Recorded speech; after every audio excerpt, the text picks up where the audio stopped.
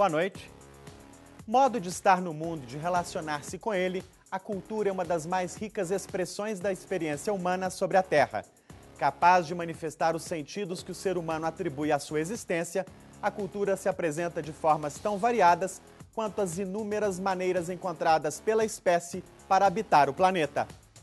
No mundo marcado por incríveis avanços tecnológicos e pelo chamado fenômeno da globalização, qual é o espaço da diversidade cultural? Como promovê-la? Como a mídia participa desse processo? É o que vamos discutir no Rede Mídia de hoje.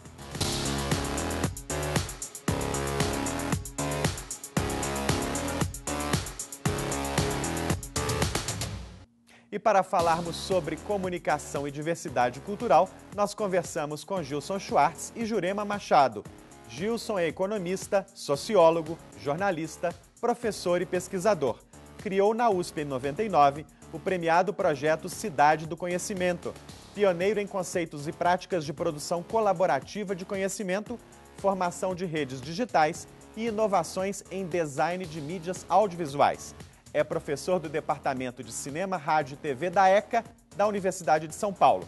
Já foi articulista do jornal Folha de São Paulo e das revistas Época e Época Negócios. Jurema Machado é arquiteta, coordenadora de cultura da Unesco no Brasil desde 2001.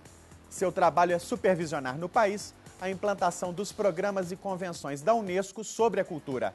Presidiu o Instituto Estadual do Patrimônio Histórico e Artístico de Minas. Também atuou no Programa Nacional de Reabilitação dos Centros Históricos. Jurema, Gilson, os dois muito bem-vindos ao Rede Mídia.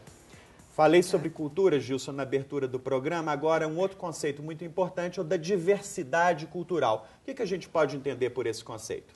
Bom, acho que falar em diversidade é falar em direito, né? Direito à expressão, em primeiro lugar, cada um expressar a sua identidade, expressar a sua vocação, seus interesses. Então, a questão de direitos, até de direitos humanos básicos, né? É o direito à comunicação, o direito à expressão. Como somos diversos, exercer esse direito significa garantir que nós temos a nossa voz ouvida e que nós também temos aquela disposição a ouvir a voz do outro, né? Agora, Jurema, o Gilson fala aí do direito à diversidade cultural. Isso já foi consagrado em documentos internacionais. O que prevê a Convenção da Unesco sobre o tema?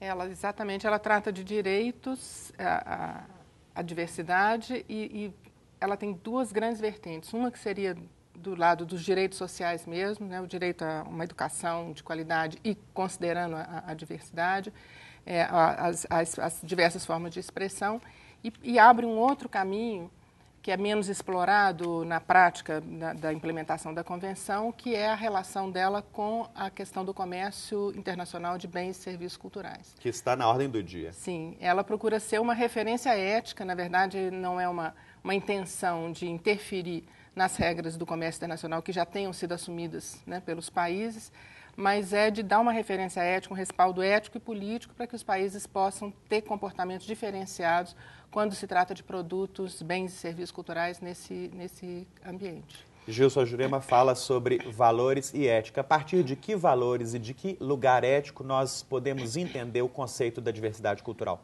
Olha, aí nós temos um grande problema, né? Quase que um problema que remonta à era do TACAP, né? Porque a ética significa basicamente o respeito, quer dizer, você não vai fazer ao outro o que você não gostaria que fizessem com você mesmo, né? Mas quando você trata de cultura na época contemporânea e da globalização com muita tecnologia, então esse trânsito de opiniões, de valores, de conteúdos, ele passa por infraestruturas tecnológicas totalmente globalizadas, que são essas novas mídias, a internet, está todo mundo aí acompanhando a internet. E aí a ética muitas vezes vai para o espaço, porque os produtores, os fabricantes, o pessoal que controla o equipamento e o software para usar o equipamento, acaba dando um passo a mais e, além de cuidar de equipamento e software, acaba querendo colocar o seu conteúdo. Então a gente vê na televisão, na rádio, na indústria da música, em vários setores da própria cultura, que a neutralidade da rede, ela não existe. Quer dizer, junto com o equipamento e com o software, vem conteúdo, vem ideologia, vem determinadas culturas, muitas vezes em detrimento de outras. É aí o escutar o outro vai para o espaço. E aí, no mundo cada vez mais dominado por grandes corporações transnacionais, os mais fortes naturalmente dominam muitas vezes a produção e a circulação dos conteúdos. Como preservar o espaço daqueles que têm menos poder? Pois é, um aspecto que está diretamente relacionado com esse tema e com o qual a Unesco se preocupa muito é a questão da diversidade linguística no cyberespaço. Né?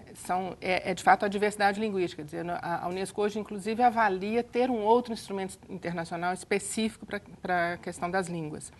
O direito a usar a língua materna, sim, mas o estímulo ao plurilinguismo, porque, na verdade, a língua é um fator de homogeneização e de dominação no campo, especialmente no campo da internet. A presença de conteúdos em inglês essa presença ela acaba impondo um conjunto de valores, de referências, né, de visões de mundo, porque a língua é o canal. Você acaba deletando a cultura local, né? Para usar o exemplo, que hoje todo mundo fala deletar, né? O que é deletar? Então, vem do inglês delete, que é apagar. Então, tem uma série de termos que vêm do inglês e que acabam, digamos assim, meio que por contrabando, mas acaba entrando na nossa cultura e quando você vai ver, você está falando um porto-inglês. Né? Agora, como negociar com o mercado, se é que a gente pode falar dessa forma, as condições adequadas para a preservação das minorias? Como negociar com o mercado que é tão poderoso e tão forte e que muitas vezes converte tudo em produto posto à venda? Eu acho que tem dois lados aí dessa moeda, né? Porque tem um lado que é o lado, digamos, da oferta, né? Quer dizer, o que é oferecido como cultura, o que são as condições locais em cada município, em cada comunidade, para que as pessoas que vivem nesse local, nessa comunidade, produzam e ofereçam aquela manifestação cultural local. Esse é o lado da oferta, né?